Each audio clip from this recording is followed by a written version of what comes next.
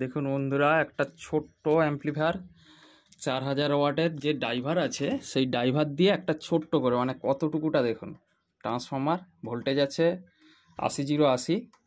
এটা দিয়ে কি করা যায়, ছোট্ট চার্জারের ক্যাবিনেটে ই রিক্সার মধ্যে পাওয়ার দিচ্ছি।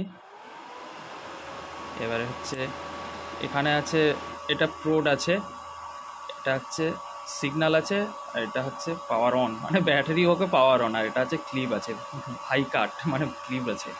আচ্ছা, এখানে ব্লুটুথ আছে, চিপ মেশিন। এই দিকে দিলে এই ইনপুটের উপরে বাজবে, আর এদিকটা দিলে হচ্ছে ভলিউম করে দিয়েছি ইনপুটে, এটা দিলে চিপের উপর বাজবে, ব্লুটুথ বা চিপ। আর এটা মাস্টার, বেস, মিড, ট্রিবল। ঠিক আছে, এবারে শুনিয়ে দেখাচ্ছি। মাস্টার দিলাম, চালা। এই ট্রিবল 18 ইঞ্চি তো জানেন, 18 ইঞ্চি আছে।